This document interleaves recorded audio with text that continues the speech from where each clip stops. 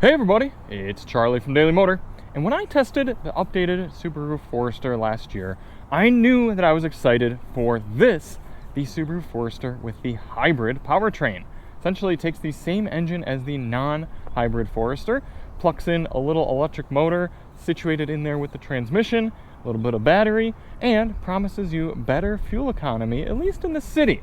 On the highway, we didn't really see a noticeable change in fuel economy, but that kind of makes sense, and you just cruising steady state speed with a little bit of extra weight. But I knew I wanted to get some seat time in this car despite it looking almost exactly like the non-hybrid version we tested, aside from this little hybrid badge right here, which, mind you, is kind of a cool badge, the way they got that sort of gradient going there. So if you do want to see more on the Subaru Forester in general, check the link below. We've got our full review of the non-hybrid model. There's also this sport trim. We've also done fuel economy testing on both this one and the non-hybrid, and we've got a review of the Harman Kardon sound system as well. So what did I do with this Forester hybrid that was any different from the last one we had? Well, I reserved this, and I took both myself, my brother Nate, and my mother, and we went on a 350-mile trip around Southern California, out into the desert. We used this Subaru Forester for exactly the sort of lifestyle-y trip that a Forester owner might do. We loaded it up with gear, we went out and did a hike, and then we did some mild off-roading and came on back, and I can tell you that just over that whole trip, the car did pretty darn well. And I think what the Forester has nailed down so perfectly, especially with this generation, is being a car that fits that lifestyle so well. It does have drawbacks, and it does have strengths, and I think that plays perfectly to the type of person who's really going out and using their car to its full potential. That's why the Forester has so much more ground clearance than so many other compact crossovers on the market. That's why it comes with standard all-wheel drive. That's why it's got the flush mount roof rails, and that's why you can technically get the Wilderness Edition that turns everything up to 11 from an off-road capability standpoint. So let's dive right on in now with my pros and cons, specifically on this, what I consider to be the slightly more desirable version of the Forester. And to me, there really only is one big, huge, potentially deal-breaking con, and it's right here in the center of our interior. It is this center touchscreen. And I'm not ignorant to the fact that many vehicles are going with more and more controls buried in their center infotainment. I'm actually okay with that. We owned a Tesla Model Y for a while. I didn't love how many controls were in the center infotainment screen, but it wasn't a deal breaker for me. What's a deal breaker for me with this screen is its responsiveness and its refresh rate. It's 2025. We need to not let manufacturers think it's okay to be giving us a screen like this in a car that costs $40,000. Now, this one, slightly less than $40,000, about $39,000. However, you're going to get this same screen all the way up into the top touring trim of the Forester and some of the other Subaru models, and the responsiveness is abysmal. Look at this. I'm trying to swipe over to my other side, other screen of apps right here. See that delay and that lag? Let's go bring up our climate control. There's a delay. Close it. Pretty quick. Bringing up Android Auto. Waiting for it to open. Coming back home. Let's see, bringing up the map. Some of you who simply own the car and go, oh, this is fine, it's not a big deal, you get used to it. You shouldn't have to get used to something here in 2025. Infotainment screens have been on the market for over 10 years, and you know that there are plenty of vehicles at this price point that you can get in, and the screen is smartphone levels of responsive and high def. I mean, look at this backup camera. I'm gonna have to start. Oh, really? No, it was just taking a while to come up. There we go. Look at that poor resolution there in the small display that it's coming up in.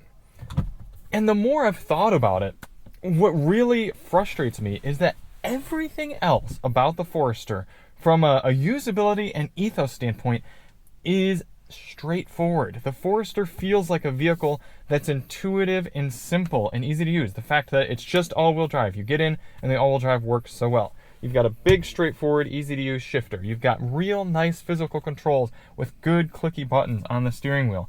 All throughout over here, good, nice buttons. Getting in, using the vehicle is all simple, straightforward, and easy. So the touchscreen stands out so much more as a dissonance for how simple and straightforward the rest of the Forester is to use. I am really disappointed, not even necessarily in the fact that things like climate control are built into the screen, but the fact that the screen does not work better. And on top of that, it's at maximum brightness right now, and especially because of the angle that it's in, you can see we're getting this glare of the sunroof above it, and you just can't see it very well. So if Subaru is going to continue down this path of having all the controls on the screen, fine, but you've got to make your infotainment significantly better. My next con comes from this center console area. First of all, this shifter area is taking up so much valuable real estate in the center console. You could have a good bit of storage down there. You could have a little bit of a smaller shifter area and then have another place to put phones or water bottles. Put the parking brake maybe over here. Remove that 12-volt outlet, maybe put it in the side or something, and then you can really open up the center console. I'd like to see more creativity there. I'd also like to see maybe some sort of ledge like you get in the RAV4 or the Tucson up there for an extra place to put things. I am appreciative of the fact that this fits a 32-ounce water bottle just barely, but they could do better when it comes to both the layout, and then if you are going to have this, please don't do piano black plastic. We're not talking about a luxury car here or anything. This is a car that's going to be used. This is a car that's going to have snacks going here and lifestyle elements that are going to scratch up this piano black so quickly, and it's really not going to age well.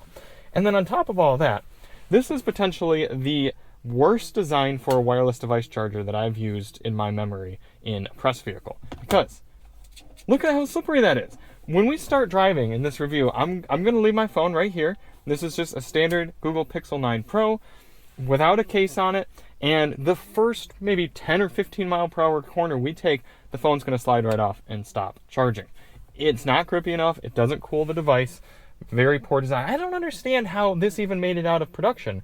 Wasn't there some development engineer that was driving around in one of these pre-production or something and noticed that his phone only stayed on the wireless device charger if he had a really grippy silicone case on there or something? Very confusing to me. My next con is the feature set for the price point.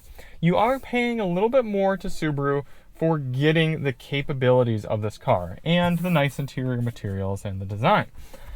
If you're looking at it directly feature to feature for the cost compared to some of its competition, at just under $40,000, you're missing out on don't even think about a camera rear view mirror, not even an auto dimming rear view mirror. You're not getting any sort of dimming outside mirrors. You're not getting ventilated seats. You're not getting a 360-degree camera. It's a little bare when it comes to feature set.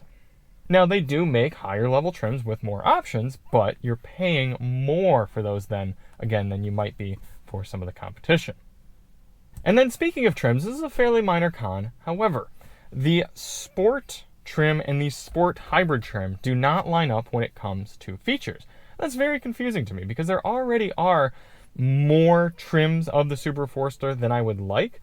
So the fact that you can't necessarily compare apples to apples between the Sport and the Sport hybrid makes it just that much more confusing for the shopper if they're trying to decide if the hybrid is worth it. Because you say, oh, okay, well, I'm going to save a little bit on fuel, so maybe I can justify spending a little bit more for the hybrid, but actually I have to spend about $3,000 or $4,000 more because there's more features on the Sport hybrid than there is just the normal Sport.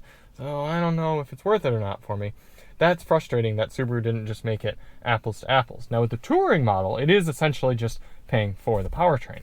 Confusing why they didn't do that for the Sport. Coming back here static for the Pros, and aside from that center touchscreen, which does not fit the ethos of the car, the rest of the Forester is very simple and straightforward, nicely packaged, and easy to use. Let's start all the way in the back here. It's a good height at about 5'10". I can just barely see the top of it. You don't have any of that slopey crossover BS that we're seeing with a lot of new vehicles where they're sliding down to make for a little bit of extra appearance and maybe aerodynamics and therefore losing cargo space. No, in the Forester, it's very boxy and therefore very functional. Power liftgate here in this Sport hybrid model. Low liftover height, a little bit of underfloor storage, which, side note, I don't see a spare tire because of that hybrid battery, and that is certainly a frustration if you do plan on using this Forester for activities off-road. However, looking around, you have a lot of places to put grocery bags or other things you might want to hold back here. Got a little bit of a cargo cover in this one, and then very easy to fold down seats, flap right down, give you a pretty flat load surface. Also, metal tie-down hooks back here, which certain people are going to appreciate. Get that closed, come around to the back. Very wide opening doors, good places to put things back here for rear passengers.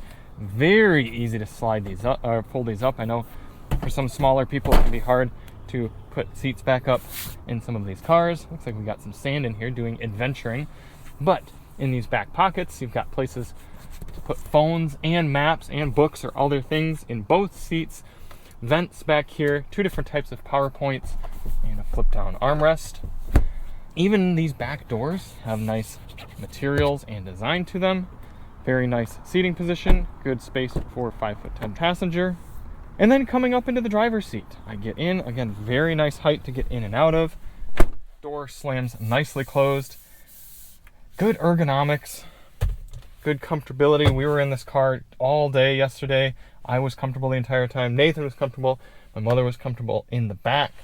Look at this, a very large sunroof. However, they don't saddle it with any sort of automatic opening. So very easy to open and close that. Not going to cost you expensive repairs long time down the road once it malfunctions.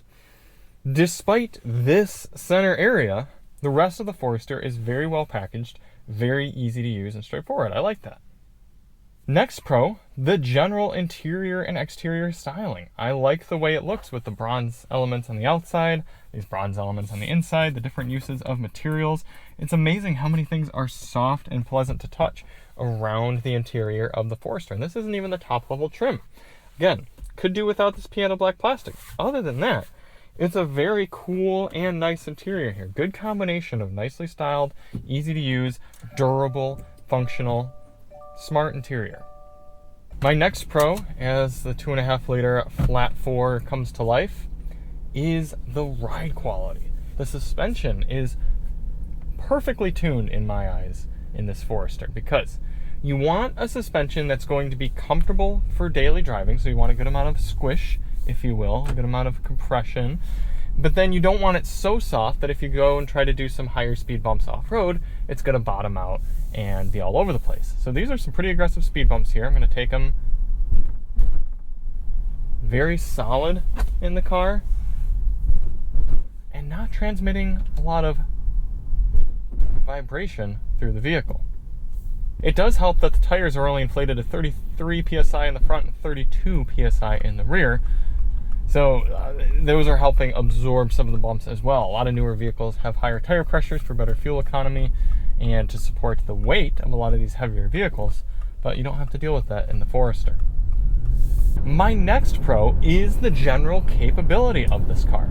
Realistically, most people buying a Forester are probably not going to use it for its full capability, even in this non-wilderness spec.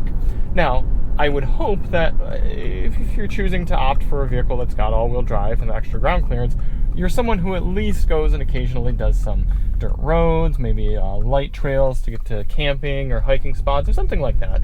And the cool news is if you choose to use your Forester that way, it's going to perform probably better than you'd expect. So let's cut to some of the footage of us out in the desert testing out this Forester. Okay, a little pit stop on our trip in the Subaru Forester. We drove by it, so we had to at least check it out, the Ocotillo Wells 4x4 training area. Now, we have been here with some very intense vehicles before, and we certainly won't be trying any of the really tough elements with this little non-wilderness edition of the Subaru Forester. But hey, it's got X mode, right? So let's at least just kind of poke around and see what we might be capable of tackling. So if we go, what would you say this is, Nathan? Snow and dirt or deep snow and mud? Probably snow and dirt. Yeah. All right. Let's see what obstacles are maybe green circles. We'll stick with green circles for this car. Despite this not even being the wilderness version of the Forester, it still has a significant amount of ground clearance, and it'll be interesting to see how it can tackle some of this. I don't know, it is pretty steep though, so if we start scraping, we'll back up. We might bottom out. No?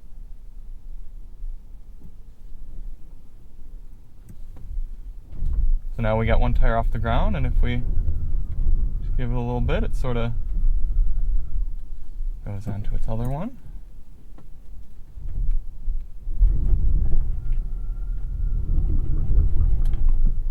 I don't think it's going to make it. And that's what you get when you don't have a locking diff. Well, we could probably send it, but these are pretty steep, so I'm going to just back it right back out.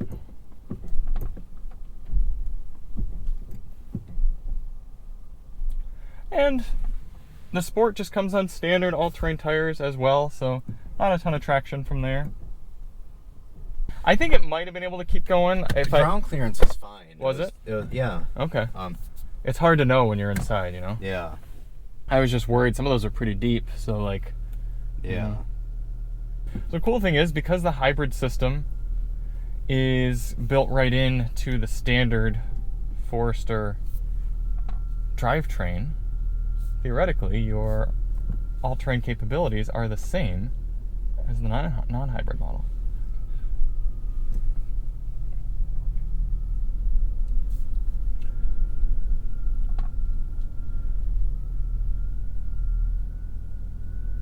Not having a front camera makes it a little bit more nerve-wracking coming up and over these, but we know that we're not about to hit anything.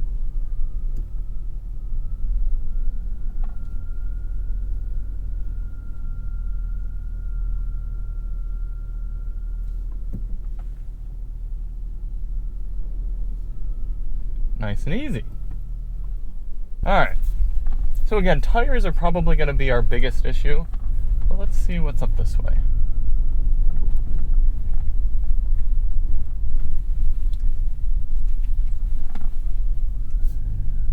Fortunately, the Forester's pretty narrow, so width isn't much of a problem.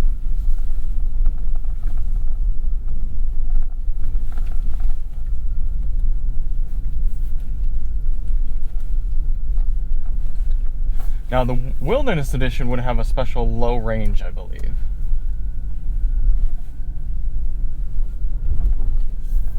But I'd say this is still probably more than most Subaru buyers are going to do.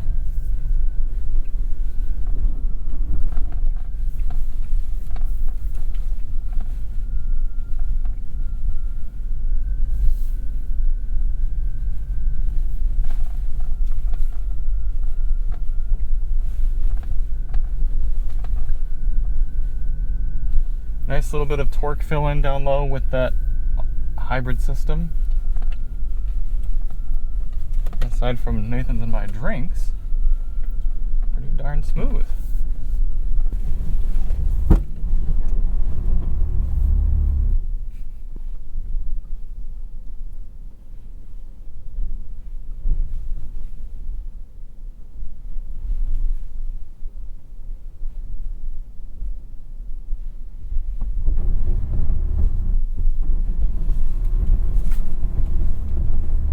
Feel the anti-lock brakes kind of working their different parts.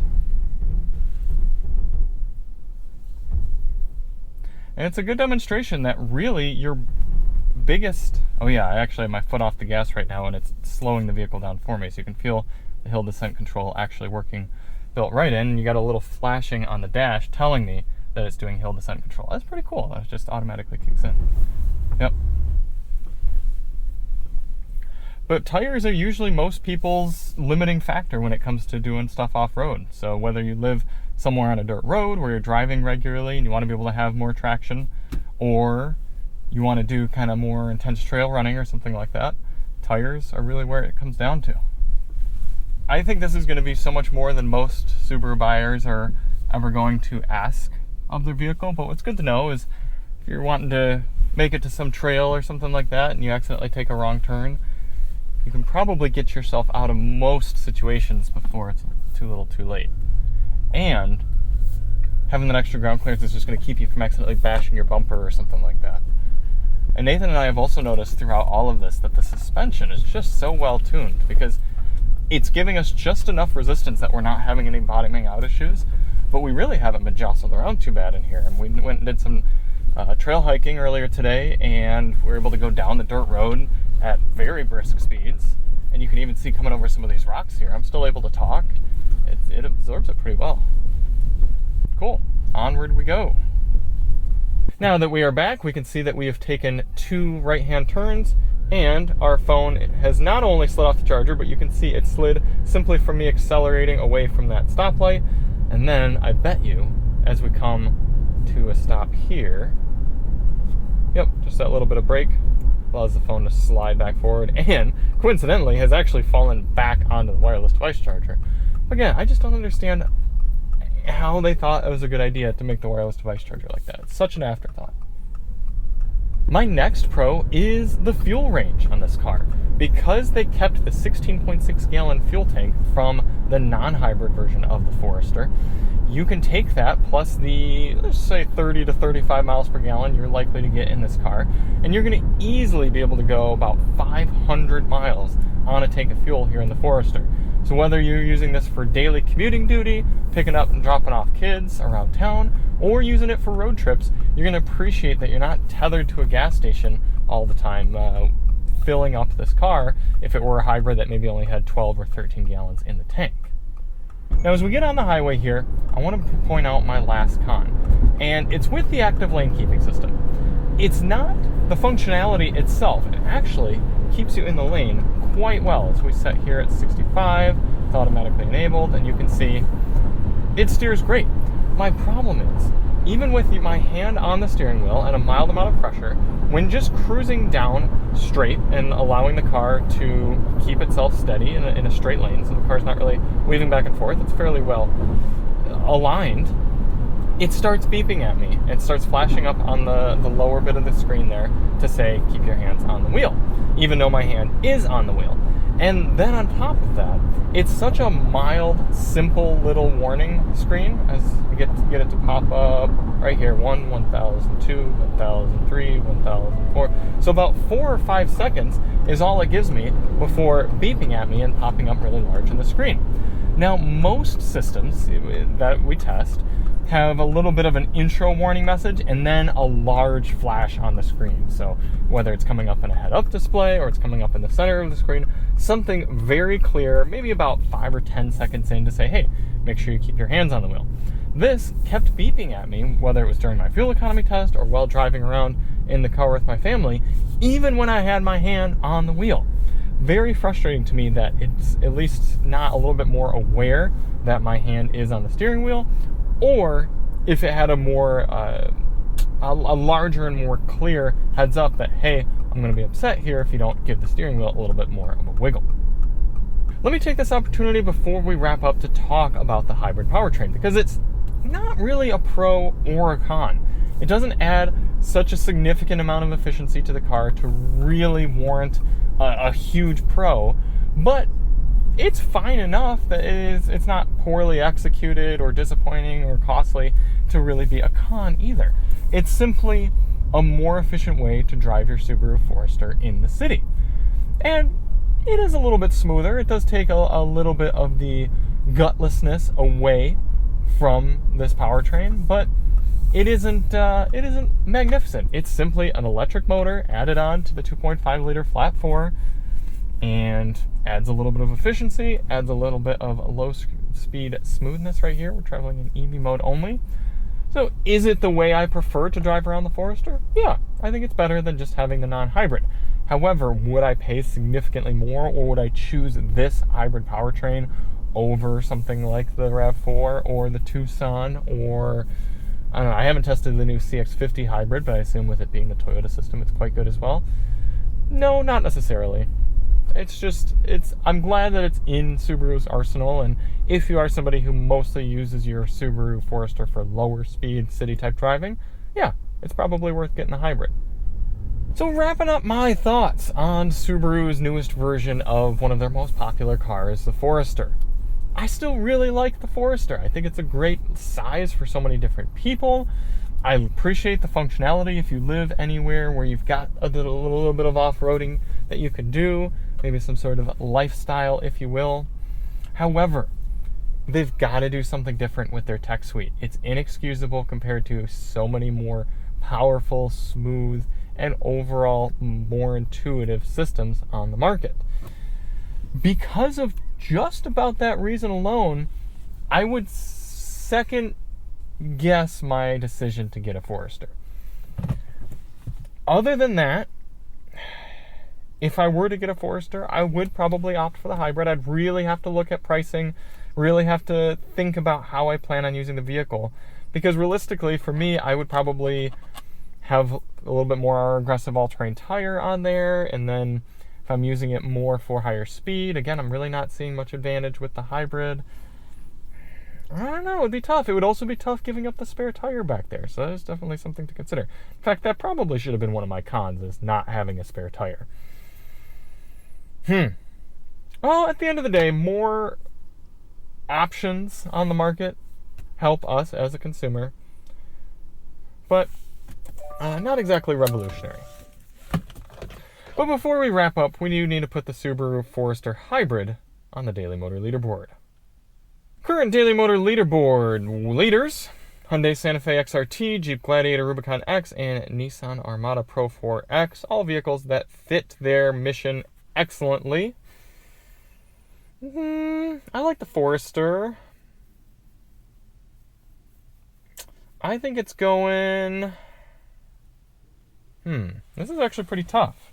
Because let's see. The Ranger Raptor's cooler. The Explorer's pretty expensive. The Sonata was fine.